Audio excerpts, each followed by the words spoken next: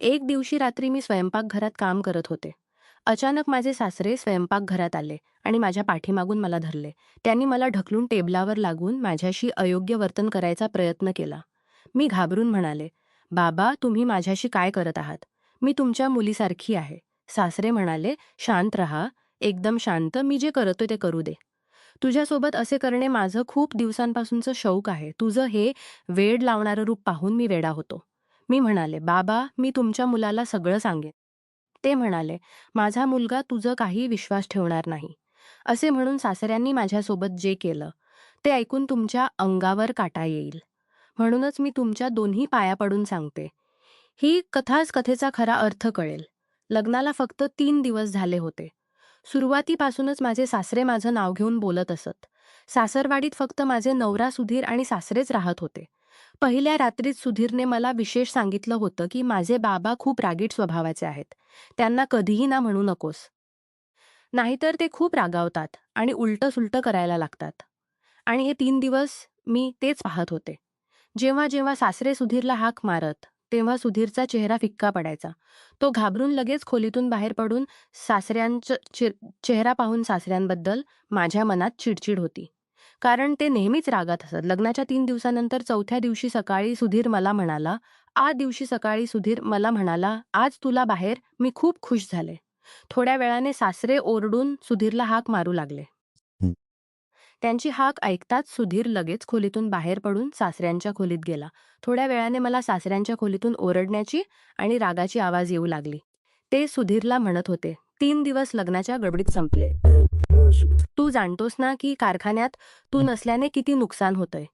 तरीही तू आज पुन्हा सुट्टी घेऊन घरी बसलायस. आता लगेच कारखान्यात जा.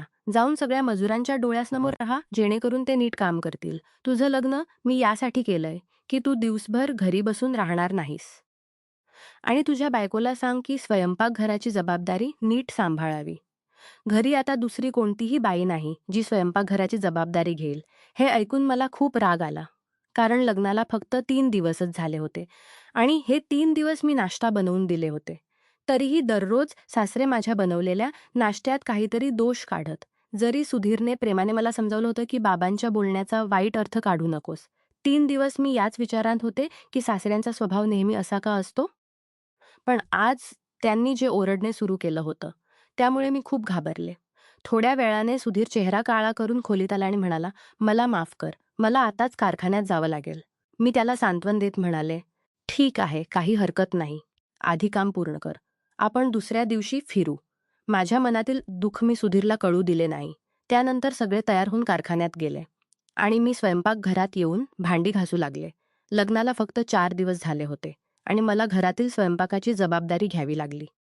त्यासोबत घरातील सगळी कामेही मलाच करावी लागली. सासऱ्यांनी घरकाम करणाऱ्या बाईलाही घालून दिलं. त्यांनी तिला सांगितलं, "बाहुली घरी आली आहे. आता सगळी कामे तीच करेल." मी सगळं घर स्वच्छ करून थकलेल्या शरीराने आपल्या खोलीत आराम करायला जात होते. तेव्हा सासरे त्यांच्या खोलीत बसून मला हाक मारू लागले. मी डोक्यावर नीट पदर ओढून सासऱ्यांच्या खोलीत गेले आणि विचारलं, "जी बाबा, बोला, तुम्हाला काही हवंय?" तेव्हा त्यांनी मला डोक्यापासून पायापर्यंत खास नजरेने पाहिलं. नंतर खूप विचित्र पद्धतीने आपल्या कोरड्या ओठांना जीभ फिरवत म्हणू लागले, "मला खावंसं वाटतंय." सासऱ्यांच्या तोंडातून हे शब्द ऐकताच सगळ्यात आधी माझ्या कपड्यांकडे लक्ष गेलं. कारण माझ्या समोरून पदर सरकला होता. मी लगेच आपले कपडे नीट केले आणि खोलीतून बाहेर आले. माझ्या सासऱ्यांचा असा वागणूक मला खूप वाईट वाटली. सासरे तर बाबांसारखे असतात आणि बाबा कधीही मुलीला डोक्यापासून पायापर्यंत अशी विचित्र नजरेने पाहत नाहीत. मी लगेच स्वयंपाकघरात आले. माझं हृदय जोरात धडधडत होतं. तरीही मी बाहेर येऊन आपले कपडे नीट केले. नंतर सासऱ्यांच्या खोलीत गेले. मी खोलीतून बाहेर जाणार इतक्यात सासरे म्हणू लागले, "थोडा वेळ माझ्या जवळ बसून गप्पा मार. घरी आता तू सोडून कोणी नाही. मी खूप दिवसांपासून एकटा बसून आहे आणि एकटा बसून बसून मला चांगलं वाटत नाही." हे ऐकून मी तणावात पडले. सासऱ्यांच्या खोलीत फक्त एकच खाट होती. बसण्यासाठी खुर्ची किंवा दुसरं काही नव्हतं. त्यामुळे मला खाटेपाशी बसावं लागलं. ते माझ्यासोबत इकडे-तिकडेच्या गप्पा मारत होते. जेव्हा त्यांनी माझ्या तोंडाकडे पाहिलं, तेव्हा मी लगेच तोंड मागे केलं आणि म्हणाले, "हे खाता येणार नाही. मला तर खायला खूप आवडतं." असे म्हणून पुन्हा माझ्या तोंडाकडे पाहू लागले. नंतर त्यांचे डोळे माझ्या सगळ्या शरीरावर फिरू लागले. त्यांच्या नजरेत काय होतं माहीत नाही, पण मला अस्वस्थ वाटू लागलं. माझं सगळं शरीर घामानं भिजलं. तोंडावर घामाचे थेंब उमटले होते. सासरे म्हणाले, "लगेच जाऊन आण." मी लगेच हातात घेऊन उभी राहिले. साधारण 3 दिवसांपासून मी पाहत होते, की जेव्हा सुधीर घरी असायचा तेव्हा सासरे नेहमी रागाच्या आवाजात बोलत, पण आज इतक्या हळू बोलत होते की मला समजतच नव्हतं. हे तेच सासरे होते जे 3 दिवस ओरडून झाकपी आजात, बोलत बोलत राहायचे. मी झाकून घेऊन पुन्हा सासऱ्यांकडे गेले. जेव्हा मी त्यांच्याकडे वाढलं तेव्हा त्यांनी लगेच माझा हात धरला. माझ्या सगळ्या शरीराला वीज शॉक लागला. मी घाबरून आपला हात मागे ओढायला लागले. तेव्हा त्यांनी हात सोडला. नंतर मी खोलीतून बाहेर जायला लागले. तेव्हा ते म्हणू लागले, "अरे, बाहेर कुठे जातेस? इथे माझ्या जवळ थोडं बसून माझ्यासोबत गप्पा मार. दिवसभर शांत बसून बसून मला खूप कंटाळा आलाय." त्यांचं असे माझ्याकडे पाहणं मला आणखी हतबल करून टाकलं. नंतर आणखी एक विचित्र गोष्ट. ते म्हणू लागले, "तू लग्नाच्या दिवशी जी लाल साडी घातली होतीस, त्यात तू खूप सुंदर दिसत होतीस. तू आज संध्याकाळी तीच साडी घाल." सासऱ्यांच्या तोंडातून असे शब्द ऐकून मला खूप वाईट वाटलं. अशा आबदार गोष्टी तर नवऱ्यानेच सांगायच्या, पण सासऱ्यांनी कदापि नाही. आता माझे सासरे रोज असे खेळ सुरू करत होते. जेव्हा जेव्हा सुधीर कारखान्यात जायचा, तेव्हा सासरे मला आपल्या खोलीत बोलावत आणि मला विचित्र नजरेने पाहत राहायचे आणि वारंवार आपल्या कोरड्या ओठांना जीभ फिरवत राहायचे. नंतर म्हणायचे, "मला खाऊंसं वाटतंय, मला दे." मी देण्यासाठी जात, तेव्हा ते माझा हात धरात आणि म्हणायचे, "माझ्याजवळ बस, माझ्यासोबत गप्पा मार." मी त्यांच्यासोबत गप्पा मारू शकत नव्हते. म्हणूनच त्यांच्या खोलीतूनच म्हणत बाहेर येत असे की मला जेवण बनवायचं आहे, भांडी घासायची आहेत. सासऱ्यांचा रोजचा असा वागणूक मला अजिबात आवडत नव्हता. आता माझ्या मनात विचित्र भीती वाटू लागली होती. मी विचार केला की सुधीरला याबद्दल बोलावं लागेल. पण कसं बोलावं? तो तर आपल्या बाबांसमोर थरथरतो, एक शब्दही उच्चारू शकत नाही. नेहमी डोकं खाली घालून बाबा बाबा करत राहतो. एक दिवशी रात्री मी स्वयंपाकघरात काम करत होते. अचानक सासरे स्वयंपाकघरात आले आणि माझ्या पाठीमागून मला धरले. त्यांनी मला ढकलून टेबलावर लागून माझ्याशी अयोग्य वर्तन करायचा प्रयत्न केला. मी म्हणाले, "बाबा, तुम्ही माझ्याशी काय करत आहात? मी तुमच्या मुलीसारखी आहे." सासरे म्हणाले, "शांत रहा. एकदम शांत. मी जे करतोय ते करू दे. तुझ्यासोबत असे करणे माझं खूप दिवसांपासूनचं शौक आहे. तुझं हे वेड लावणारं रूप पाहून मी वेडा होतो." मी म्हणाले, "बाबा, मी तुमच्या मुलाला सगळं सांगेन." ते म्हणाले, "माझा मुलगा तुझं काहीही विश्वास ठेवणार नाही." असे म्हणून सासऱ्यांनी माझ्यासोबत जे केलं, ते मी विरोध करूनही थांबवू शकले नाही. मी खूप प्रयत्न केले, तरीही माझा सन्मान वाचू शकले नाही. थोड्या वेळाने थकून मी आपल्या खोलीत आले. खोलीत येऊन मी दार बंद केलं. कुलूप लावून खाटेवर बसले. चिंतेने माझं डोकं काम करत नव्हतं. माझं सगळं शरीर थरथरत होतं. मी कल्पनाही करू शकले नव्हते, की माझे सासरे माझ्यासोबत असे काही करू शकतात. माझ्या डोळ्यांतून अश्रूंचा पाऊस सुरू झाला. मी मग ठरवलं की सुधीरला याबद्दल सांगायलाच हवं. पुन्हा मनात विचार आला की जर सगळं खरं सांगितलं, तर सुधीर मला घटस्फोट देईल. शांतपणे आपल्या खोलीचं दार बंद करून बसले. अनेकदा सासरे माझ्या खोलीच्या दाराला ठोके देत आणि म्हणत की त्यांना जेवण द्यावं, पण मी काहीही न बोलता शांतपणे खोलीत बसून राहिले. माझ्या जागी दुसरी कोणतीही मुलगी असती तर तिनेही तसंच केलं असतं. रात्री माझ्या खोलीच्या दाराला जोरात ठोके पडू लागले आणि सोबत सुधीर म्हणू लागला, "रूपा, दार उघड." हे कसं असभ्य वर्तन आहे? तू सकाळपासून दार बंद करून खोलीत का बसली आहेस? सुधीरचा आवाज ऐकताच मी दार उघडलं. दार उघडताच बापलेक दोघेही माझ्याकडे रागाच्या नजरेने पाहू लागले. सुधीर म्हणू लागला, "तुला थोडीही लाज वाटत नाही का? माझे बाबा सकाळपासून उपाशी आहेत. पण तू त्यांना जेवणही बिघडलं, तर त्याची जबाबदारी तू घेशील." "घेशील," मी म्हणाले. "मी आता जबाबदारी घेऊ शकत नाही. चांगलं होईल की तू दुसरी काही व्यवस्था कर." हे शब्द बोलताच सुधीरचा चेहरा काळा पडला. तो म्हणू लागला, "हे कसं असभ्य वर्तन आहे?" दुसरीकडून सासरे म्हणू लागले, "पाहिलंस, लग्नाला अजून 7 दिवसही झाले नाहीत. इतक्यातच मुलगी आपला रंग दाखवायला लागली आहे.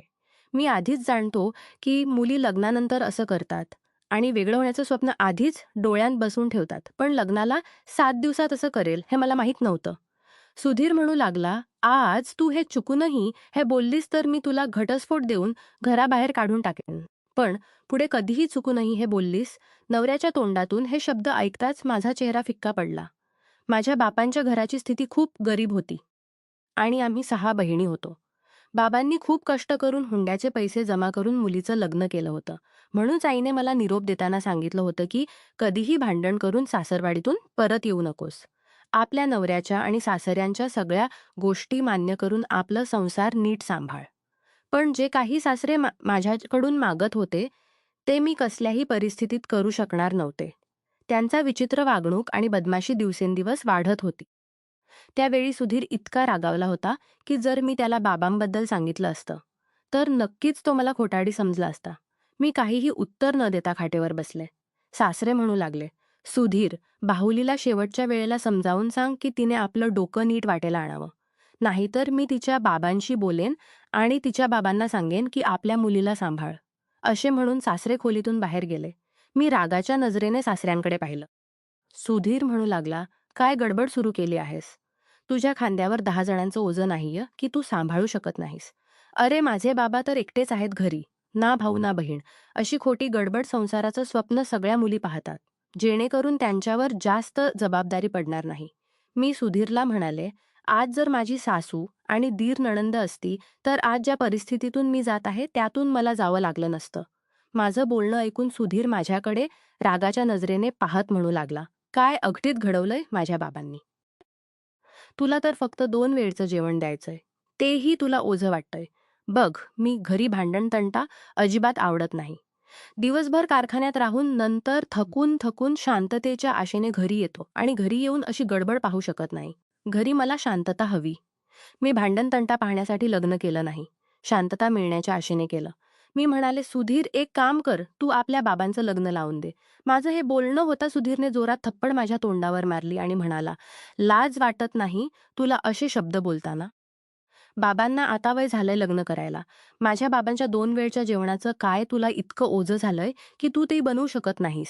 मी म्हणाले, तू माझं बोलणं समजत नाहीस. सुधीर म्हणू लागला, हे आणखी काय बोलणं आहे जे मी समजू शकत नाही. माझ्या बाबांना 60 वर्ष झाली आहेत. ते मरणाच्या दिशेने पाऊल टाकत आहेत.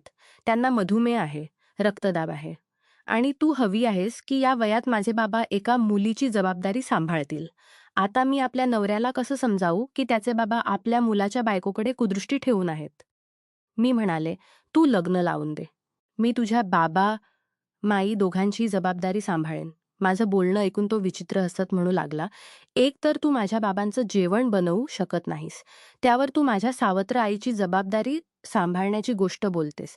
या घराचा व्यवसाय कारखाना सगळं बाबांच्या नावावर आहे. जर कोणी त्यांची बायको होऊन आली तर कदाचित सगळं आपल्या नावावर करून घेईल. नंतर मला आणि तुला ढकलून घराबाहेर काढेल.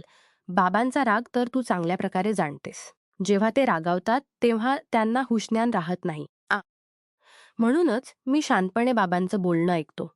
तू चुकूनही बाबांच्या लग्नाची गोष्ट तोंडातून काढू नकोस. असे म्हणून तो खोलीतून बाहेर गेला. आता मी विचार करू लागले की आता मी काय करू. मी दररोज सासऱ्यांची अशी असभ्यता सहन करू शकणार नाही आणि बापांच्या घरी परत जाणं. म्हणजे मी यासारख्या मुली किती असहाय्य असतात, ज्यांना आपला संसार वाचवण्यासाठी किती काही सहन करावं लागतं. आता जर मी घटस्फोट घेऊन बापांच्या घरी परत गेले तर माझं पुन्हा लग्न होणार नाही. शिवाय मी घटस्फोटीत होऊन बापांच्या घरी गेले तर माझ्या धाकट्या बहिणींचे संबंध येणे थांबतील. या सगळ्या गोष्टींचा विचार करून मला रडू आलं. मी आपल्या साडीच्या पदराने डोळ्यातील अश्रू पुसले. तेव्हाच अचानक सुधीरचा आवाज आला. तो म्हणू लागला, रुपा, लगेच बाहेर ये आणि नाश्त्यासाठी पराठे बनव. बाबांच्या दुकानाचं जेवण अजिबात पचत नाही. मी बाहेर जाऊन नाश्ता बनवला. मी त्या दिवशीही जेवण खाल्लं नव्हतं. पण सुधीरने एकदाही मला विचारलं नाही की तू दिवसभर उपाशी आहेस. आता लगेच जेवण खा. पुरुष कधीही बायकांची काळजी घेत नाहीत. त्यांना फक्त आपल्या कामात गुंतलेले असतात. सुधीरचा वागणूकही तसाच होता जसा बहुतेक पुरुषांचा असतो. मी त्यानंतर आपलं तोंड बंद ठेवलं. सुधीर कारखान्यात गेल्याबरोबर सासरे मला ओढून हाक मारू लागले. मी खूप अडचणीत पडून भाग्यान. मला पाहताच ते विचित्र हसू लागले आणि म्हणाले, तू काय विचार केलास की तुझ्या शरीराचं नशे तुझ्या नवऱ्याच्या डोक्यात चढलंय आणि तो तुझ्यासाठी मला सोडून देईल आणि माझ्यापासून वेगळा होऊन तुला वेगळ्या घरात नेईल. आपली विचारधारा बदल. मी चांगल्या प्रकारे वर नियंत्रण ठेवून आहे. तुला हवं असलं तरी कुठेही जाऊ देणार नाही आणि ना तू कुठेही जाऊ शकशील. यासाठीच मी कोणत्याही श्रीमंत घरातील मुलीशी माझ्या मुलाचं लग्न लावलं नाही, जेणेकरून ती माझ्या मुलाला सोडून जाऊ शकणार नाही. याच कारणाने मी तुला त्याची बायको बनवून आणलं. कारण मला माहीत आहे की तुझ्या बापांची स्थिती इतकी चांगली नाही की तो एकदा तुला लग्न देऊन नंतर पुन्हा तुला घरी आणू शकेल किंवा तुझ्यासाठी वेगळ्या घराची व्यवस्था करू शकेल. आता तू जर चांगल्या प्रकारे आपलं आयुष्य जगायचं असेल, तर मी जे सांगेन तेच तुला करावं लागेल. त्यांचं बोलणं ऐकून मी खूप तणावात पडले. तेव्हा ते आणखी म्हणू लागले, जाऊन माझ्यासाठी तयार कर. त्यांच्या तोंडातील हा शब्द माझ्या आत आग लावून टाकत. माझ्या मनात येत की मी स्वतःला संपवून टाकू. इतकं घृणास्पद आणि अपमानास्पद आयुष्य मी सहन करू शकत नव्हते. मी आता हेच करू लागले की सासऱ्यांचं जेवण खोलीत पोहोचून लगेच बाहेर येत असे. चुकूनही त्यांच्या खोलीत बसत न शब्द आणि ना त्यांच्यासोबत काही बोलत. बहुतेक वेळ मी आपल्या खोलीतच राहू लागले. एक दिवशी सासऱ्यांनी सगळ्या सीमा ओलांडल्या. त्यांनी सुधीरची पर्वा केली नाही. रात्री सगळे मिळून जेवायला बसले होतो. मी सासऱ्यांच्या आज्ञेनुसार बिर्याणी बनवली होती. बिर्याणी खायलाही खूप चांगली झाली होती. पण सासरे जेवण खाताना म्हणू लागले, तिने दारुण मस्त बिर्याणी बनवली आहे. सुधीर त्यांचं बोलणं ऐकून हसू लागला आणि माझ्याकडे लाजिरवाण्या नजरेने पाहू लागला. पण सासऱ्यांचं बोलणं ऐकून मला अजिबात खुशी वाटली नाही. नंतर सासऱ्यांनी 5,000 रुपये काढून माझ्याकडे वाढले आणि म्हणाले, हे घे तुझं बक्षीस, ठेवून घे. पण मी नकार देत म्हणाले, मी फक्त आपली कर्तव्ये पार पाडली आहे, मला हे नकोय. मी नकार दिला पण सुधीर माझ्याकडे वळला आणि म्हणाला, बाबा खुश होऊन देत आहेत, तू नकार देऊ नकोस, ठेवून घे. नको असलं तरी मला ते 5,000 रुपये घ्यावे लागले. मी थाळ्या उचलण्यासाठी जेव्हा उठले तेव्हा सासरेही उठले. माझ्याकडे येऊन त्यांनी मला आपल्या छातीशी मिठी मारली. माझ्या डोक्यावर हात फिरवला. हे पाहून मी अशी झाले की जणू मी कोणतीही दगडाची मूर्ती आहे. सासरे म्हणू लागले, मी तुझा हा बदल पाहून खूप खुश आहे. असंच राहिलीस तर खूप लवकर माझ्या हृदयात जागा बनवून घेशील. असे म्हणून ते आपल्या खोलीत गेले. मी सुधीरकडे जोरात पाहत राहिले. पण त्याच्या चेहऱ्यावर काही परिणाम दिसला नाही. पण मला ही गोष्ट खूप वाईट वाटली. मी सुधीरला म्हणाले, हे आणखी कसं वर्तन आहे? मी त्यांची मुलगी नाही. त्यांना माझ्यापासून अंतर ठेवून बोलायला हवं. त्यांना काय अधिकार आहे मला अशा पद्धतीने आपल्या छातीशी मिठी मारण्याचा? देवही एका वयानंतर बाप मुलीत अंतर ठेवण्याची गोष्ट सांगतो. माझं हे बोलणं ऐकताच तो रागावून म्हणू लागला, तू इतकी घृणास्पद विचारांची माणूस असू शकतेस हे मी स्वप्नातही विचारू शकलो नव्हतो. माझे बाबा तुला आपल्या मुलीसारखं समजतात यात काय महाभारत अशुद्ध झालं. त्यांनी तुला फक्त थोडंच व्यक्त केली आहे. तू खूप विचित्र मुलगी आहे. तू बाबांच्या हृदयात आपली जागा न बनवता प्रत्येक गोष्टीवर चिडचिड व्यक्त करतेस. विचित्र व्यक्त करतेस. सुधीर मला असे शब्द बोलत होता. आणखी म्हणू लागला, देवाला धन्यवाद दे की बाबांनी हे बोलणं ऐकलं नाही. नाहीतर खूप मोठा संकट माझ्या डोक्यावर येतं. नंतर बोट उचलून मला धमकावत म्हणू लागला, मी तुला शेवटच्या वेळेला समजावत आहे. रूपा, आपला वागणूक बाबांसोबत नीट ठेव. मी रडत रडत म्हणाले, सगळं माझ्या सहनशक्तीचं पार पाणी झालंय. आता तू एक कर की एकतर मला घटस्फोट दे किंवा आपल्या बाबांचं लग्न लावून दे. असे म्हणून मी खोलीत गेले. थोड्या वेळाने घराच्या दाराला घंटा वाजली. नंतर बाहेर ओरडण्याची आणि गडबडीची आवाज येऊ लागली. मी बाहेर येऊन कळलं की माझा एक दीर आवाज येऊ आहे, जो अमेरिकेत पदवीसाठी गेला होता. आणि तो तिथून आपल्या बायकोसोबत परत आला आहे. माझ्या दीराने तिथेच लग्न केलं होतं म्हणून सासरे दीरावर खूप रागावले होते. या कारणाने त्याला इतक्या दिवस घरी येण्याची परवानगी दिली नव्हती. आणि मलाही माहीत नव्हतं की सुधीरला भाऊ आहे. मी त्या दोघांना पाहून आश्चर्यचकित झाले. सासरे अजूनही रागावलेले उभे होते. ते म्हणू लागले, जर आपल्या आवडीनुसार लग्न केलंस तर ती इथे का मागितली? दीराने हात जोडून आपल्या बाबांकडे क्षमा मागितली. तेव्हा सुधीर बाबांना म्हणाला, बाबा शांत व्हा. जे व्हायचं ते झालं. रमेशला क्षमा करा. माझं नशीब चांगलं की माझा दीर आला आणि सडपातळ मुलगी होती. मी खुश होते की आता घरी मला एकटी राहावं लागणार नाही. माझी नणंद खूप हसमुख आणि सगळ्यांसोबत खूप छान बोलत असे. थोड्या दिवसांतच माझ्यासोबत मिसळून गेली. रमेश सुधीरसोबत कारखान्यात जायला लागला. आता सासऱ्यांची नजर माझ्याकडून हळूहळू नणंदेकडे वळली. एका रात्री जेवण खाताना सासरे म्हणू लागले की आतापासून माझी सगळी कामे माझी छोटी बाहुली करेल. तीही खुशीने तयार झाली आणि म्हणाली, ठीक आहे बाबा, तुम्हाला जे काही हवंय ते मला सांगा. रमेश बाबांचं बोलणं ऐकून खूप खुश झाला. काही दिवसानंतर माझी नणंद विमला जेव्हा सासऱ्यांच्या खोलीतून बाहेर आली तेव्हा तिला पाहून खूप थकलेली वाटत होती. तिच्या तोंडावर घाम होता. मला आता समजण्याची गरज उरली नाही की ती कोणत्या कष्टातून जात आहे. विमला शांतपणे स्वयंपाकघरात येऊन, भांडी घासूला तुला? तेव्हा ती म्हणाली, बाबांची सवय खूप विचित्र आहे. ते विचित्र नजरेने मला पाहत राहतात. कधी कधी हात धरतात. कधी कधी अचानक छातीशी मिठी मारतात. मी कधी कधी सासरे असे विचित्र शब्द बोलतात जे ऐकून माझे कान लाल होतात. विमला आणखी म्हणू लागली, मी आधी जेव्हा रमेश सोबत बोलत होते तेव्हा तो म्हणायचा की त्याचे बाबा खूप चांगले माणूस आहेत, पण ते तर बोलता मला आपल्या जवळ घेण्याचा प्रयत्न करतात. मला हे सगळं अजिबात आवडत नाही. मी म्हणाले, हे दोन्ही भाऊ कधीही आपल्या बाबांचं बोलणं अवज्ञा करत नाहीत. मीही याच कष्टातून गेले आहे. पण सुधीरने कधीही माझं बोलणं विश्वास ठेवलं नाही. विमला म्हणू लागली, पण मी रमेशला स्पष्ट सांगेन की जर त्याचे बाबा असा वागणूक ठेवत राहिले तर मी त्याला सांगेन की त्याने मला दुसऱ्या घरात नेवं. घरात पुन्हा तीच भांडण सुरू झाली जी माझ्या आणि सुधीरमध्ये होत असे. रमेश म्हणू लागला, मी तुझ्यासोबत 2 वर्ष परदेशात एकटं राहिलो. आता इथे येऊन फक्त 45 दिवस बाबांसाठी जेवण बनवत आहेस की पुन्हा नवीन ड्रामा सुरू केला आहेस? त्यांच्यातही तीच भांडणं सुरू झाली जी सुधीरसोबत माझी होत असे. विमलाने रमेशकडे घटस्फोट मागायला सुरुवात केली. त्या रात्री सुधीर जेव्हा खोलीत आला तेव्हा तो शांत होता. मी म्हणाले, सुधीर, आता तरी तू हे मान्य कर की मी चुकीची नव्हते. जे आरोप मी बाबांवर करत होते तेच आज विमलाही करत आहे. याचा अर्थ कुठेतरी बाबा चुकत आहेत. मी तुला खरं सांगते, बाबांनाही चुकत आहेत. मी तुला खरं सांगते, बाबांना एक बायको हवी आहे. तरी तुम्हाला आपल्या आईच्या मृत्यूनंतर काही दिवसातच त्यांचं लग्न लावून द्यायला हवं होतं, तर ते खरोखरच आमच्याबद्दल विचार करू शकले असते. माझं बोलणं आता कदाचित त्याला समजलं. दुसऱ्या दिवशी त्याने आपल्या बाबांना दुसऱ्या लग्नासाठी सांगितलं. सुरुवातीला ते चिडचिड दाखवत म्हणू लागले, मी या वयात लग्न करणार. तुमच्या डोक्याला सुट्टी लागली आहे का? सुधीर म्हणाला, एक विधवा बाई आहे. जर तुम्हाला हवं असेल तर यात काही अडचण नाही.